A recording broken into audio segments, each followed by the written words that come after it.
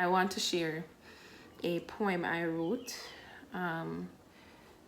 I started this poem a few weeks back, but I didn't complete it until yesterday, and it was completed on time just for this moment.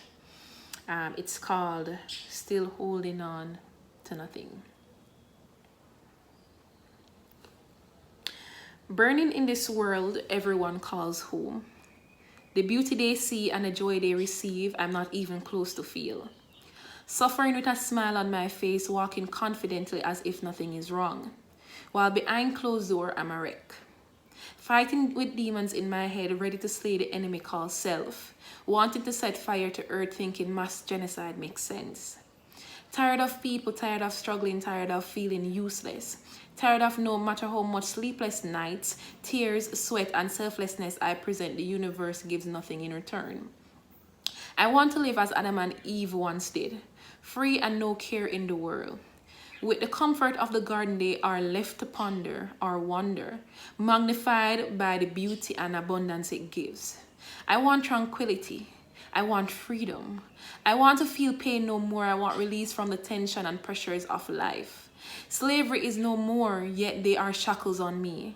Forced to live a life I didn't choose, as my own creators forgot about me. Filled with anger as I'm ready to leave. I can't see past black to find the light, for the pain runs deep. Why do I exist? Just to be the punching bag everyone needs? If I should find myself homeless, jobless, who would take care of me? No mother, no father, no guidance, no path was cleared for me. Just brought in the world selfishly, left to figure it out. How cruel this world can be, yet you tell me to live. To be happy I'm alive, because many wish they were. But I bet when you meet them again, they tell you they were dying to be truly free.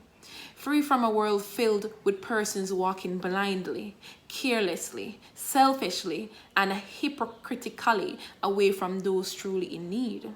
See, people like me, we don't need one-time checkups, for we lie through our teeth. We are afraid to let people in because we know what that means. You might not truly care. You might even use these issues against me. And if you are truly genuine, why would we burden you with our needs? When we know what we carry is as heavy indeed. Then again, we are already broken. Nothing you say now will fix how we feel, or take away the scars and trauma embedded beneath. Maybe you are too late. We've drowned and resurfaced. We are people dead but alive. Survivors and warriors, living but never lived. Survivors and warriors, ready to give up but still holding on to nothing.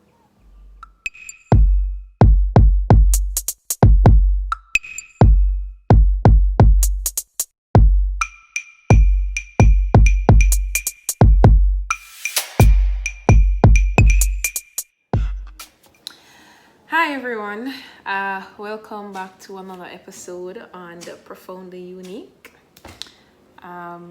Everyone should know me by now. I'm Serena. Duh.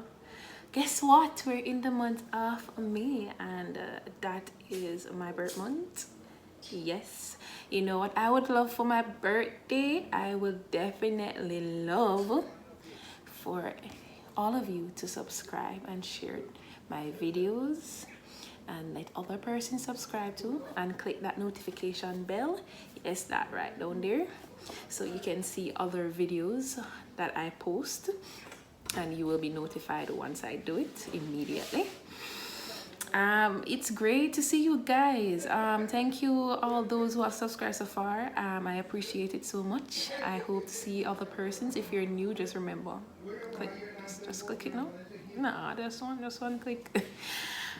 But guess what, guys? May is also Mental Awareness Month, and I know that a lot of us, even though we don't talk about it, or most persons on the outside who do show their emotions might look like they don't have a mental illness, but at some point some persons have suffered from some form of mental illness and might be or is suffering from.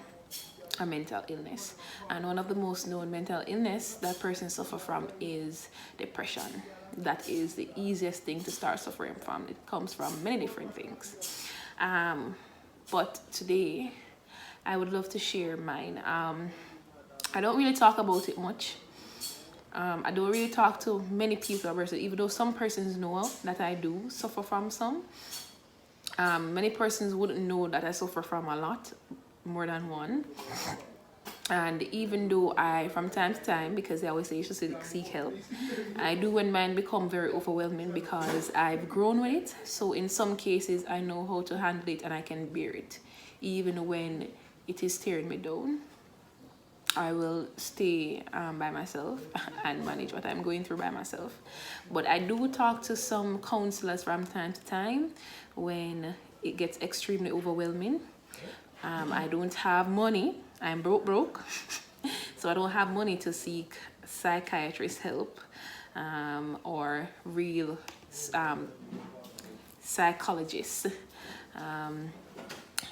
because it's expensive. Just 1 hour is very expensive and I need a lot of hours.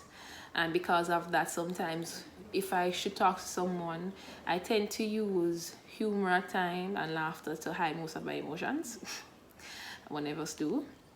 But sometimes when the real time come up for me to talk about it, I really do, but I try my best to. So, without further ado, one of my major and main mental illness is depression. And yes, people, mental illness. Depression is a mental illness. I've always suffered from it because of my past and who I grew up. I didn't experience much love growing up, and I always felt cursed. So I always felt like I wasn't supposed to exist, and I've begged for death multiple times, and I even prayed for it. Yes, I said it. And I write a lot. I write about it a lot. I use poetry as one of the means of coping. So I do plan to publish books in the future, so you'll see and know what I'm talking about.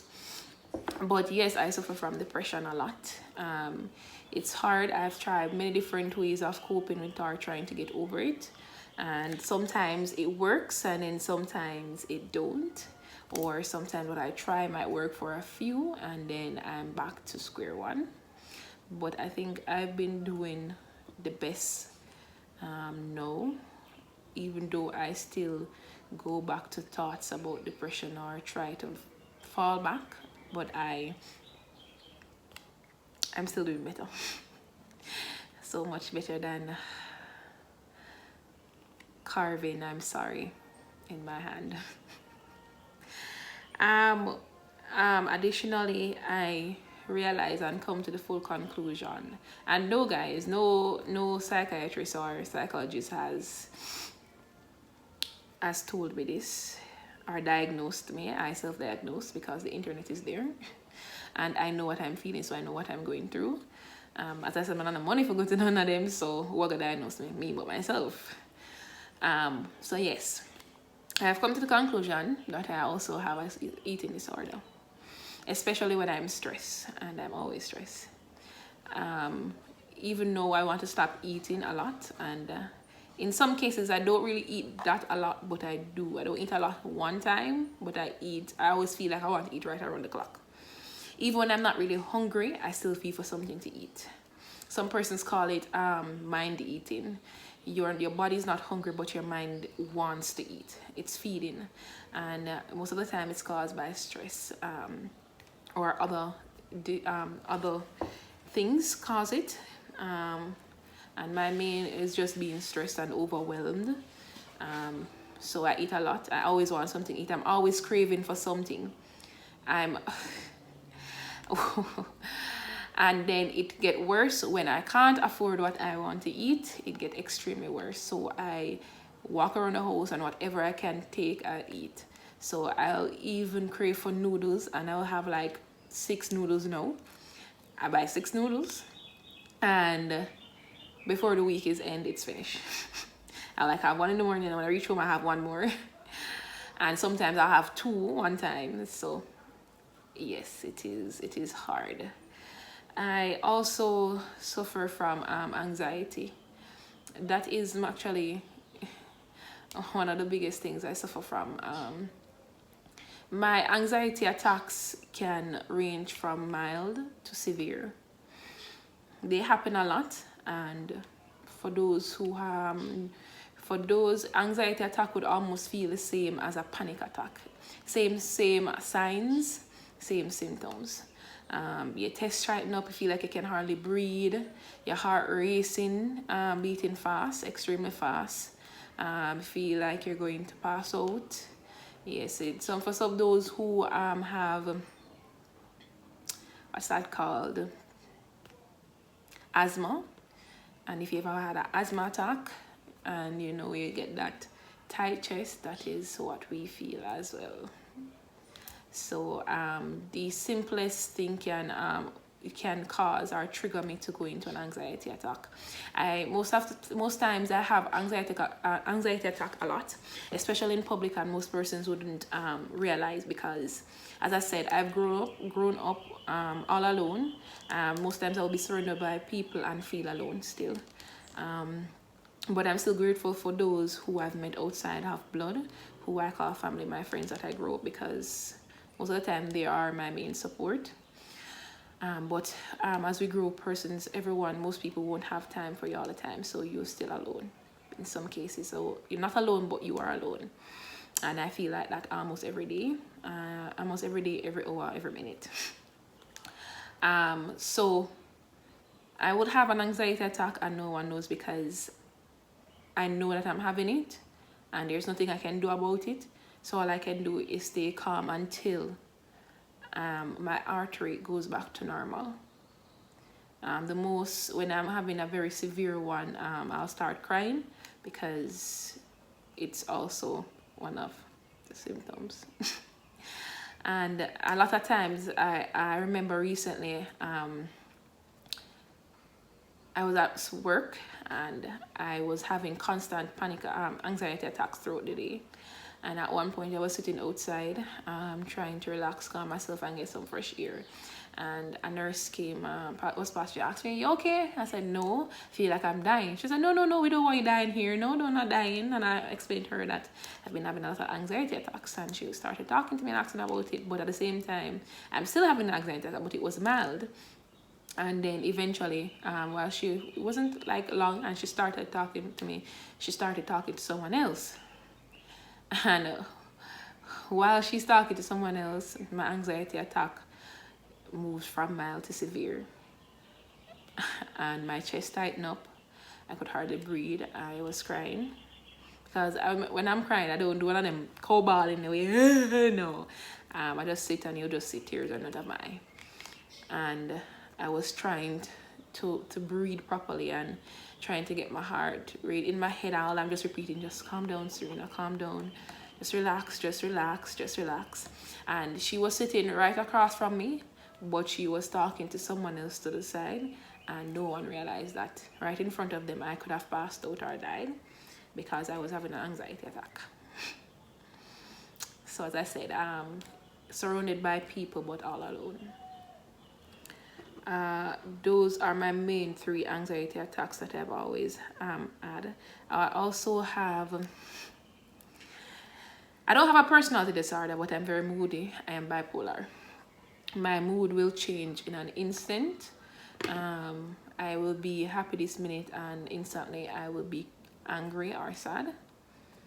And most of these things, or my mental illness, comes from growing up and my past. And then also with people who I've met. Because at one point I decided that I didn't like people and I wanted to stay away. So I was once an extrovert who became an introvert because people can be very cruel. But I also had to learn that not everyone is the same. So my bipolarness, most people find it difficult to understand or accept it. But it is what it is. You just have to constantly be yourself and accept who you are. So I know that I am moody, and I know that I am bipolar, and I know that my mood changes a lot. And sometimes even though people might think that it doesn't affect my work or whatever, it does, but I try my best to not let it, especially work where I have to go in and do work. But it does affect me as a person a lot, and most of the time it is I don't know how to control it. Even though I said I control it because I know how to maintain myself, but mentally I cannot.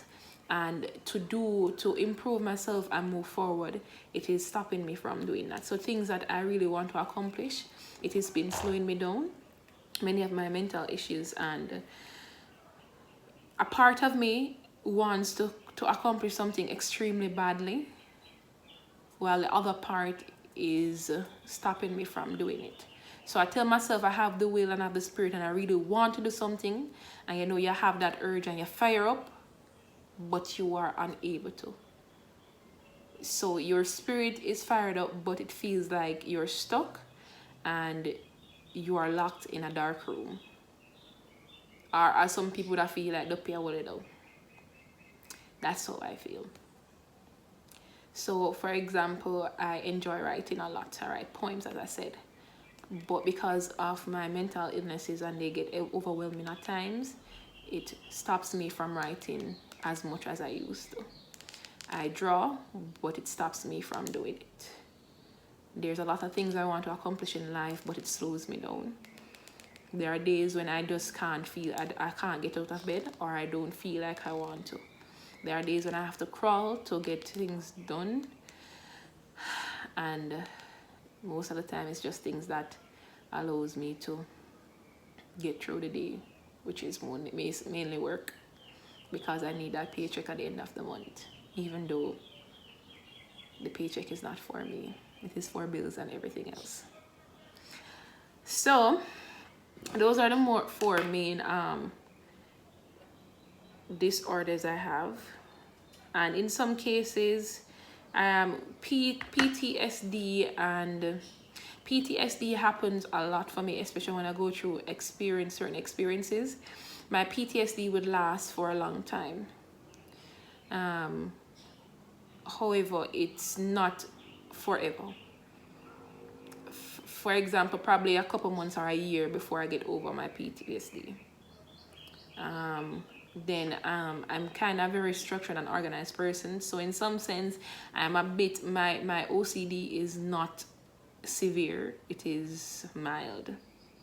I do not like to be disorganized. I hate chaos.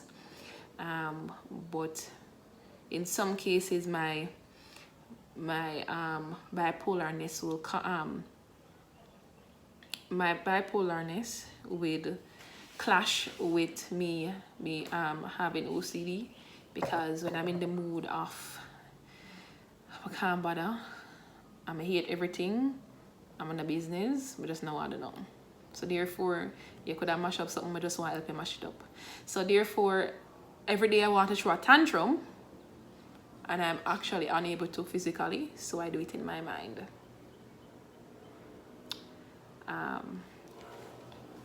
For those who don't know most of the terms, some of the terms that I stated are what exactly are the things I just talked about, these mental illnesses, and we'll be creating another video to educate you on it, so you can always look out for my next video.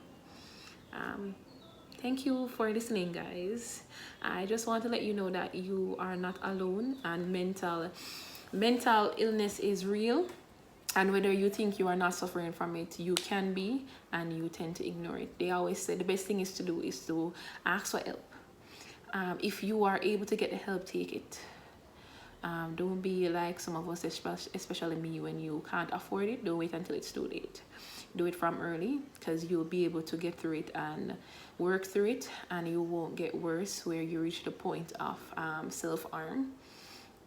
If you can't talk, if you don't have the money to see a professional, if you have close friends, it's best to talk to them. Talking helps most times. It helps release some of what you are feeling, which is good. And as people always say, mental illness don't always come in the form of someone always being down. Someone could look completely happy and that everything is right in her world or his world, but could be going through a lot, especially when they're left at home alone. So guys, check up on your friend. Say hi. I mean, even though everyone goes through struggles, maybe what you are going through right now, you might think you don't need to say something to someone else or check up on your friend because you know you're from them, is supposed to text you first. But if you guys are really friends and you know the other person always reaching out and they don't reach out, why not try to reach out to them too? Because even a hero needs saving, and everyone needs someone. So reach out. We're green, guys. Support those who are in need and help those who really need other people, even when they say they don't, because they really, that's the moment they need you the most. Later.